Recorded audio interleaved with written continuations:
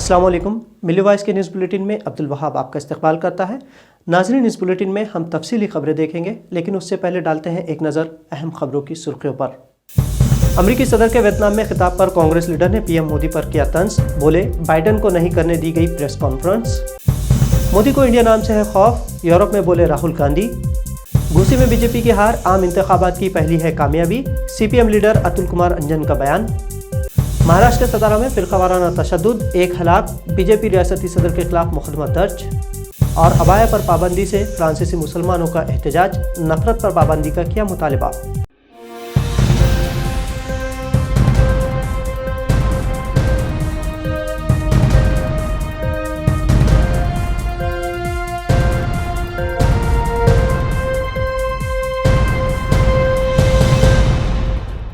महाराष्ट्र के सतारा जिले के औनपूसे सावड़ी गांव में फिरकावाराना ग्रोही तसादुम में एक नौजवान की मौत हुई है और एक की हालत तशवीशनाक बताई जा रही है। पुलिस ने जिले में हुक्म इम्तना और सावड़ी गांव में कर्फ्यू लगा दिया है। पुलिस जराये के मुताबिक सोशल मीडिया पर काबिल एतराज़ वीडियो वायरल होने के बाद पूसे सावड़ी गाँव में तोड़फोड़ हुई, गाड़ियों और घरों को नजर आतिश किया गया है। एक इबादत गाह को भी नजर आतिश किया गया है, जिसके बाद गाँव में फिरकावाराना तशद्दुद फूट पड़ा। इस फिरकावाराना तशद्दुद में एक नौजवान हलाक हुआ है। मकामी लोगों का कहना है कि जिस वक्त मस्जिद पर हमला किया गया, मस्जिद में जमात के लोग मुकीम थे। जमात के अरकान को भी मारा पीटा गया, जिनमें से 2 अफराद की हालत तशवीशनाक बताई जाती है। फसाद में हलाक होने वाले नौजवान के रिश्तेदारों और गाँव के लोगों ने पुलिस स्टेशन का घेराव किया और लाश लेने से इनकार कर दिया है। इसी दौरान मुजाहिरीन के एक नुमाइंदे वफद ने सतारा के एसपी से मुलाकात करने के बाद फसादियों के सरगना बीजेपी प्रदेश सदर विक्रम पाउसतकर को और उसके 5 साथियों के अलावा नामालूम अफराद के खिलाफ फसाद बर्पा करने का मुकदमा दर्ज किया है। सतारा ज़िले में सख्त पुलिस बंदोबस्त तैनात की गई है। इलाके में इंटरनेट खिदमत मुअत्तल कर दी गई है। फिरकावाराना तशद्दुद में 15 से ज़्यादा ज़ख्मियों का अस्पताल में इलाज जारी है। पुलिस के मुताबिक सतारा में हालात काबू में है। भारत की मेज़बानी में दिल्ली में G20 सरबराही इजलास अपने इख्तिताम को पहुंच गया है। इस इजलास में जारी करदा करारदाद को भारत की डिप्लोमेसी की कामयाबी के तौर पर देखा जा रहा है। दूसरी जानिब मुल्क के सियासी लीडरान इस इजलास पर अपने अपने अंदाज में तबसरे कर रहे हैं। कांग्रेस के जनरल सेक्रेटरी जयराम रमेश ने अमरीकी सदर के हिंदुस्तान से वियतनाम रवानगी और वहां प्रेस कॉन्फ्रेंस से खिताब पर मखसूस अंदाज में नुक्ताचीनी की है। अमरीकी सदर ने प्रेस कॉन्फ्रेंस में कहा है कि उन्होंने वज़ीर-ए-आज़म मोदी से इंसानी हुकूक और आमदी सहाफ़त के हवाले से बात की है। कांग्रेस लीडर जयराम रमेश ने बाइडन के इस बयान पर पीएम मोदी को निशाना बनाया है। जनरल सेक्रेटरी ने कहा है कि पीएम मोदी बाइडन से कह रहे थे कि वो ना तो प्रेस कॉन्फ्रेंस करेंगे और ना ही करने देंगे। उन्होंने कहा कि इसका कोई असर नहीं हुआ है। जयराम रमेश ने यह भी इल्ज़ाम लगाया है कि अमरीकी सदर जो बाइडन की टीम को G20 सरबराही इजलास से कबल मीडिया से बात करने और पीएम मोदी के साथ उनके मुलाकात के बारे में जवाब देने की इजाज़त नहीं दी गई।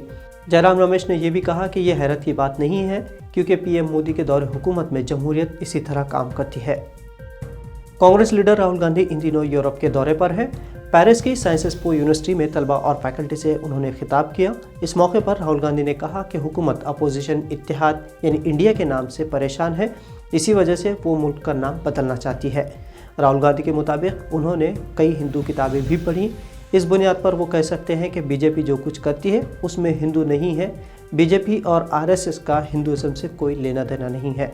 राहुल गांधी ने मुल्क में अक़लियतों पर होने वाले हमलों पर भी बात की। उन्होंने कहा कि बीजेपी और आरएसएस हिंदुस्तान की निचली ज़ात, पसमानदा ज़ात और दीगर अक़लियतों को दबाने की कोशिश कर रही है। ये बीजेपी वाले हिंदू कौम परस्त नहीं हैं। बीजेपी इक़्तिदार हासिल करने के लिए कुछ भी कर सकती है। उत्तर प्रदेश के घोसी असेंबली सीट पर समाजवादी पार्टी की जीत ने अपोजिशन इत्तेहाद यानी इंडिया के हौसले बुलंद कर दिए हैं। सीपीएम लीडर अतुल कुमार अंजन ने घोसी की कामयाबी को आम इंतखाबात में इंडिया की जीत के ज़ामिन करार दिया है। उनका कहना है कि इस जीत से वाज़ेह हो जाता है कि उत्तर प्रदेश की 80 सीटों में से ज़्यादातर पर इंडिया इत्तेहाद को कामयाबी मिलेगी। अतुल कुमार अंजन के मुताबिक इस इलेक्शन में बीजेपी की सरकारी मिशनरी, फ़िरक़ावारियत, ज़ात पात की सबबंदी और इत्तेहाद सभी महाजों को शिकस्त देते हुए अवाम ने एक नई छलांग लगाई है। उन्होंने कहा है कि बीजेपी ने पूंजीवाद को बढ़ावा देकर पब्लिक प्रॉपर्टी की लूट की पॉलिसियों को बढ़ावा दिया है, जिसके खिलाफ अवाम ने वोट करके उन्हें शिकस्त दी है। मुल्क की 7 रियासतों में हुए ज़िमनी इलेक्शन में इंडिया इत्तेहाद ने जीत दर्ज की है, जिसका मतलब है कि अवाम ने 120 लोकसभा सीटों पर बीजेपी की तई अपना एतमाद वापस ले लिया है। आसाम हुकूमत बचपन की शादी के खिलाफ मुहिम के नाम पर मुस्लिम तबके को परेशान कर रही है। हुकूमत आसाम ने एक बार फिर रियासत की मुहिम शुरू की है। आसाम के वज़ीर आला हेमंत बिस्वा शर्मा के मुताबिक आइंदा 10 रोज़ा मुहिम के दौरान कम अज़ कम 3000 अफराद के खिलाफ कार्रवाई की जा सकती है। سرما نے کہا ہے کہ وہ G20 اجلاس کے اختتام کا انتظار کر رہے تھے اور اب جنگی پیمانے پر کارروائیاں کی جائیں گی۔ 6 مہینے قبل بھی آسام میں بچپن کی شادی کے خلاف کارروائی کی گئی تھی۔ اس کارروائی میں 5000 افراد کو گرفتار کیا گیا تھا، جس میں اکثریت مسلم افراد کی تھی۔ ہیمنت سرما نے یہ بھی کہا جا رہا ہے کہ ان پر مسلم مخالف ہونے کا ٹھپا لگایا جا رہا ہے، لیکن اس کے باوجود وہ 1 سے زیادہ شادیوں، 3 طلاق اور کم عمری کی شادی جیسے معاملات کو جڑ سے ختم کرنے کے لیے کمر بستہ ہے۔ اور ناظرین، اب کچھ عالمی شب و روز کی جھلکیاں۔ مراکش کے ہولناک زلزلے میں ہلاک ہونے والے افراد کی تعداد 2000 تک پہنچ گئی ہے، جبکہ اتوار کو بھی آفٹر شاکس کا سلسلہ جاری رہا۔ پچھلے 1 صدی کے دوران مراکش کا یہ سب سے ہلاکت خیز زلزلہ ثابت ہوا ہے۔